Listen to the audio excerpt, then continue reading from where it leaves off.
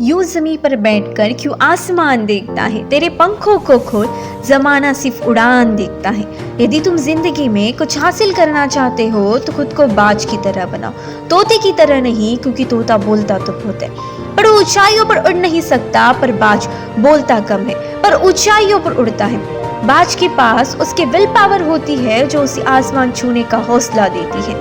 तोते को बोलने का वरदान है तो बाज को ऊंचाइयों पर उड़ने का वरदान है। मैं तोते के बजाय बाज बनना पसंद करूंगी, क्योंकि बाज सारे पंछियों का राजा है। बाज में बहुत सारी क्वालिटीज है जो हमें बहुत कुछ सिखाती है। पहली क्वालिटी यह कि बाज अकेला उड़ता है, वह कभी कबूतर, चिड़िया या छोटे पंछियों के साथ नहीं उड़ता।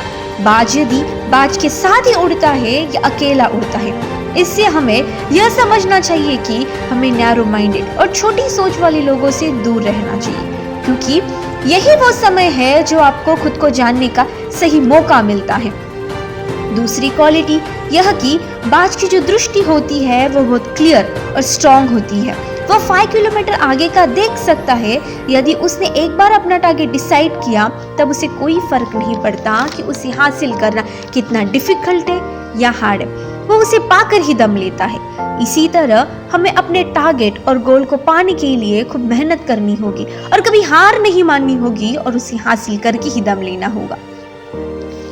तीसरी क्वालिटी यह कि बाज कभी मरी हुई चीजें नहीं खाता, वह हमेशा जीवित प्राणियों का शिकार करता है। बाज का यह माइंडसेट हमें यह सिखाता है कि जो हमारा पास्ट है वो गुजर गया है, उस पर ध्यान मत दो और अपनी एनर्जी पास की चीजें सोचने पर बर्बाद मत करो। चाहे कितना भी बुरा पास में तुम्हारे साथ हुआ हो, उसे भूल जाओ और अपने प्रेजेंट पर फोकस करो। यदि पास की कुछ पुरानी मेमोरीज होगी जो तुम्हें बहुत हर्ट करी होगी तो लेट देम गो एंड से देम गुड बाय।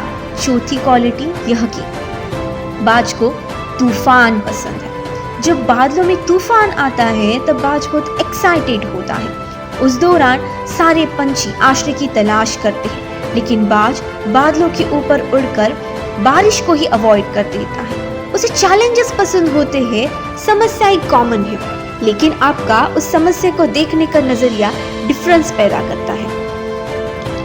पांचवी क्वालिटी यह कि बाज हमेशा अपने घोंसले से मुलायम घास को निकालता रहता है, क्योंकि वह नहीं चाहता कि उसके बच्चे उस घोंसले में कंफर्टेबल हो जाए, क्योंकि वह जानता है कि यदि उसके बच्चे घोंसले में कंफर्टेबल हो गए तो वह घोंसले से बाहर ही नहीं आएंगे, घोंसले में ही रहेंगे। वह अपने बच्चों को कंफर्ट जोन में नहीं रखना चाहता। बाज एक पंछी है, बट इमेजिन वह पंछी होकर भी उसे पता है कि हमारी ग्रोथ कंफर्ट जोन में नहीं है और हम इंसान होकर भी हमारे कंफर्ट जोन को छोड़ने के लिए तैयार नहीं है। हम जितना हमारे कंफर्ट जोन में रहेंगे तब हमारी लाइफ उतनी ही लेजी और कॉम्प्लिकेटेड हो जाएगी। छठी क्वालिटी यह कि बाज को पेनफुल प्रोसेस पसंद है। बाज 40 साल में बूढ़ा हो जाता है, उस टाइम उसे एक पेनफुल डिसीजन लेना पड़ता है। 40 साल की उम्र में उसके पंजे लंबे और लचीले हो जाते हैं, जिससे वह शिकार नहीं कर पाता। उस टाइम वह जीवित रहने के लिए अपने लंबे और लचीले पंजों को चट्टान पर रगड़कर तोड़ता है और अपनी चोंच को भी रगड़कर नया रूप देता है। इस प्रक्रिया के बाद चील के नए पंजे और चोंच वापस आ जाती है, जिससे वह शिकार करने के लिए सक्षम हो जाता है और 30 साल और जी सकता है।